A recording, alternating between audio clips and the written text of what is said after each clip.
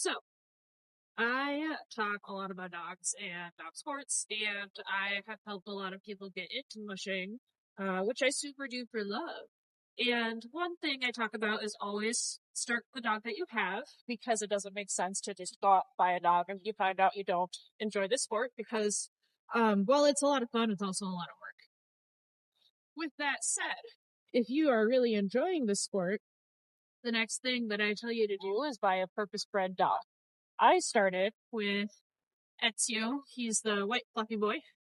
And as you can see, he is the only dog on this team that has a loose tongue.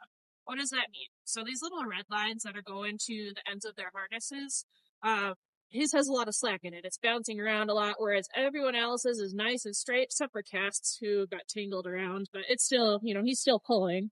What that tells me is Ezio isn't pulling. And that's not a super big deal when we're at early training gear. Ready? Off. But once we start adding on mileage, it's a lot of work for him to just even keep up. And if you're just like putzing around doing bike chore, just enjoying it to get out with your dogs, that is absolutely wonderful. And that is definitely something that I advocate for. That is how I started. But if you're really wanting these dogs to work hard and to be somewhat competitive, I'm letting them go up this hill here without any assist. But if you want to be competitive, you're gonna have to get a dog that is bred for this, and that can be a Siberian Husky, that can be an Alaskan Husky, that can be a Malamute, Eurohound, whatever breed that is bred for pulling. Ezio was not bred for pulling, and it shows. Dogs that aren't bred for pulling, 99% of the time, are not going to be able to keep up with a large team like this who is. I love Ezio to death, and that's the reason he's coming with. This is essentially just a glorified walk for him. He's not pulling, whereas everyone else is doing the work here. And yeah, I think that that's just something to bring up. I think a lot of people will jump into the sport and then they'll buy a husky and they're really excited about this, but their husky was not a purpose-bred sled dog. It might have been a rescue, or it might have been a showline Siberian, and that is wonderful. Get into the sport with those dogs that you enjoy. And actually, above all else, I advocate for getting dogs that you're going to be happy living with versus um, getting dogs that are going to be just for pulling. But of course, if you are going to be competitive and you enjoy this already, start getting dogs that are going to work for you. Every other dog on this line is bred for pulling.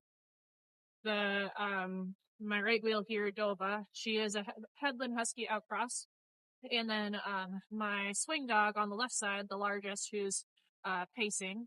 She's I think she's about 3/4 Headland. I mean, she is pretty much all Headland line Alaskan Husky.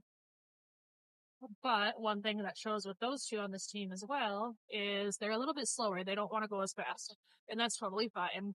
We're just going at their pace because these are the dogs that I am working with, the dogs that I have.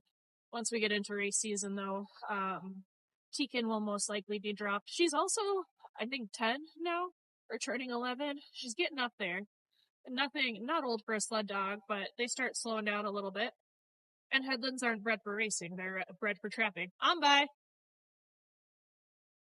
There you go, good boy. Dova actually has been really wonderful in harness, and she's been, like, just as good, if not better, than some of my distance line dogs. I wouldn't say better, but she's definitely holding her own here. So, all that to say, if you're gonna buy a dog specifically for sledding, first of all, make sure it's a dog you can live with. And then secondly, I would highly recommend getting a working line dog. I have some really great recommendations for Alaskan Huskies as well as Siberian Huskies. If you're looking for something like a Malamute or a Samoyed or even a Eurohound, unfortunately, I can't help you there, but I can point you to people who may know. So, anyways, happy trails, and we'll see you next time.